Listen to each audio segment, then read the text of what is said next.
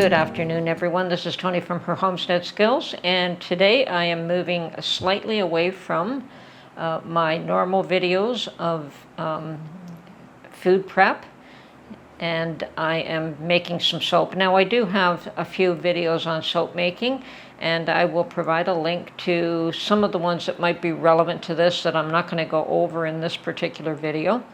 But I did have a recent request to make, well, not one, but two distinct batches of soap, and one of them being specific. The person wanted activated charcoal soap, and that is a pure black soap, and that's the one I'm going to start with today.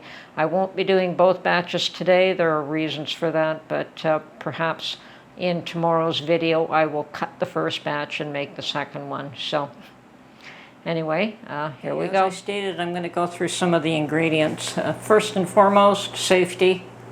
So you have rubber gloves and glasses. So that's number one. Because you're dealing with lye, which is a corrosive, and I always mix my lye and water outside because it does get extremely hot. So I'm going to put that aside. And next I have my mold prepared, and I use wax paper to line the mold, and I do have a video showing how to do that. If you're interested, I will put a link to that as well. And in this particular soap, I will be using olive oil, coconut oil, lard,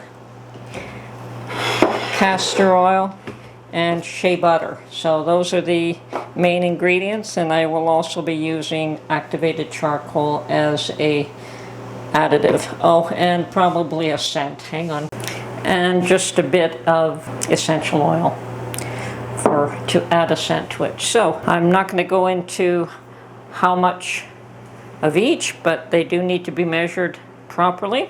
Oh, I also have my bucket to mix everything in, and I did buy a second-hand hand mixer at the thrift shop because I found that my other one that I use for cooking or for home baking was just a little too powerful. It just brought it to trace far too quickly. So I like to control the trace a little bit. So as I said, this is what I used when I first started soap making. It's exactly the same one, and I understand how the speed and the power work on that one, so I purchased it to make sure that I was able to reproduce the same ability to make the soap the way I wanted to make it. Okay, so at this point I'm going to go mix my lye and water, and I'm going to do this off camera. 319.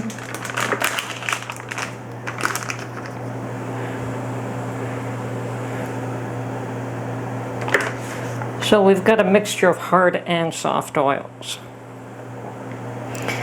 And I just don't want to go over. There we are. Okay, that's enough of the lard. My shea butter, which is probably the hardest, I have cut into cubes, and I'm now adding that in. And my castor oil is the last one, and quantity, grams. Clear my grams.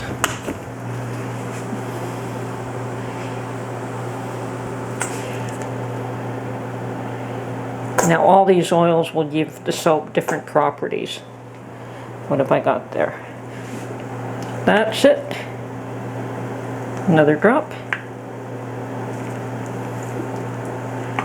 There we go. Okay, at this point all that I have to add now is the lye water and the lye water mixture.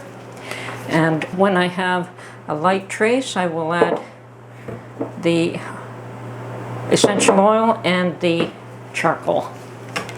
So just need a plug here. Okay. Now I want to try and mix up some of this oil.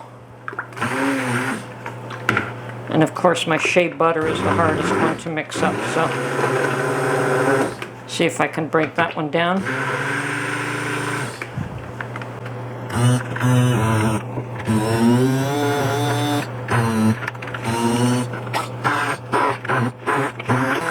you could heat this up and melt it all, but I don't bother. The lye water tends to be hot enough. Now I'm going to go get that and pour it in right now.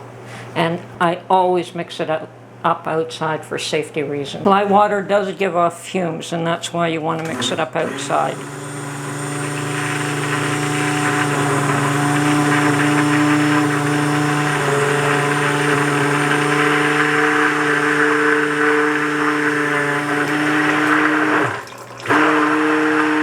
And I'm going to go bring this back outside. Well, actually, I'll put it in the sink to wash it out. So we're going to mix this all up now until we get all the ingredients mixed up.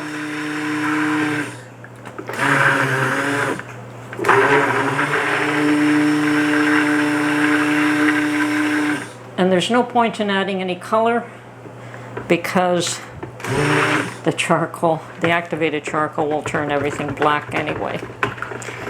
For one, and secondly, the second batch, he doesn't want color, wants it natural.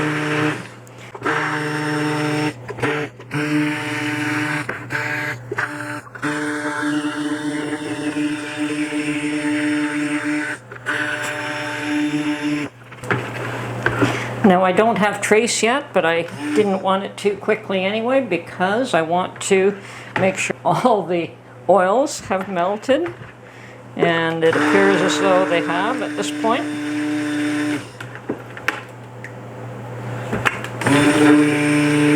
So now we work to bring it to trace. And I could see that starting. And this pot is quite warm. If I put my hands to the side, it is hot from the lye water mixture. Some people wait till the lye water mixture comes down to room temperature, but I found if I'm just putting the hot oils in, it helps to melt them, or the hard oils in at the same time. Okay, and we're starting to come to trace slowly. So at this point, well, not quite, but it's almost there. I can see it. So at this point, I'm going to get this ready, add in my little bit of scent and some activated charcoal. And we'll start off with the scent, and she didn't want too much, so I'm just going to be very... Okay, I think that'll do. It isn't a lot, but tends to be too powerful if it's a lot anyway.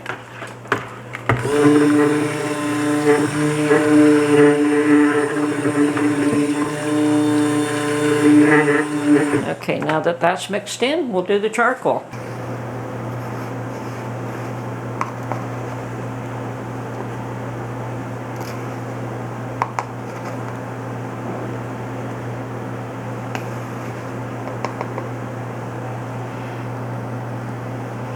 And I believe that will do.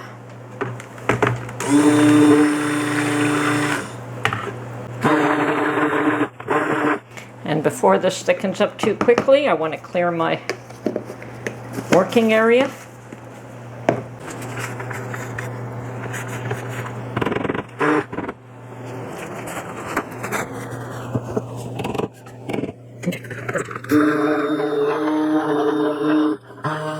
This is what you call activated charcoal soap. And I prefer that it comes to trace slowly rather than using my other hand blender and having it come to trace too quickly.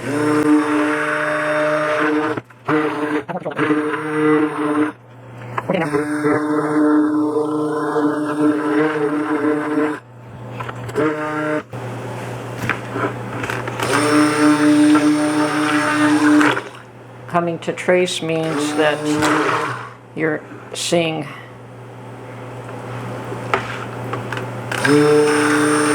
traces of the liquid being left when you move it around. It sits on top. Okay, I think I'm close enough that I'm happy with this. It will continue to harden up after this.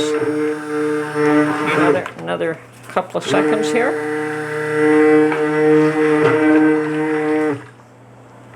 Yeah, definitely happy with this. It's not overly mixed, but it's done well enough that I can definitely pour it into the mold now.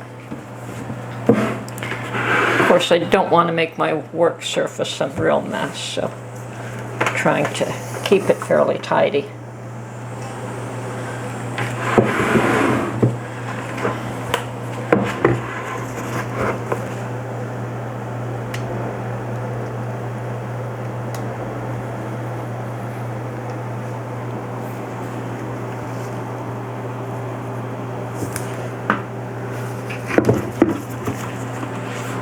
And all of this is soap. As soon as it hardens, it can be cut, and that'll take 24 hours. Should not be used for another month, though.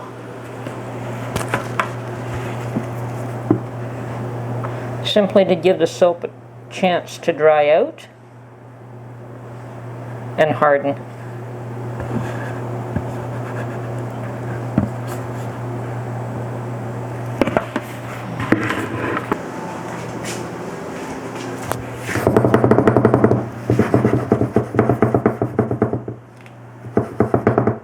Now, if I just leave it for a second or two, I might be able to get a pretty pattern going on there as well.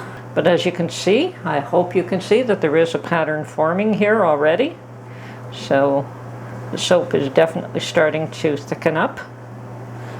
Now, some people will tell you to cover this with towels, and I have my own method here. I have this old wine box that I use, and that allows me to just put it in the box, put a lid on it. It's cleaner. I don't have to worry about towels. So that is the next stage. I just picked the whole thing up because it fits perfectly in this wine box, and I close the lid, and there it can develop. And it does heat up. It goes through a process called saponification, and tomorrow we'll be able to cut it. And hopefully tomorrow I'll mix up the second batch and cut this at the same time and do another little video. This one's just going to be a short video on making this one. Okay.